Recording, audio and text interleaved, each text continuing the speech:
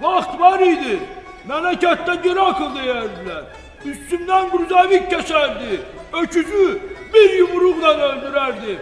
Hətta bizim kətdə işıq olmayanda paravozu bağlayardım saçlarıma, bütün cemaati Bakıya getirərdim. Mən o vaxtı skoru poyizdə deyərdilər. Düzdür, her şey düzdür. Yaxşı deyirəm, adımı paravoz qoymamışdılar. Siz bu trinajorlara baxın, heç bizim vaxtımızda belə şey vardı. Düzdür, her şey düzdür. Heç ola da bilməzdi. Bu nədir belə? Faşist trenajöründə oturmuşsunuz. Faşist niyə? Vaxtdan gör nə yazılır. Gitti. Sənin başın xarabdır.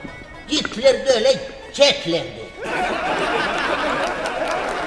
Ben sana diyorum faşist trenajöründü, sen bana diyorsan Hitler. Nasıl da? Sen anlaşılan boş beynimi böyle para veriyorsan. Bəsdirin! Cavad oğlan, bu iki tane koca eve gitmek istiyor. Gel onları yola sar. Tez.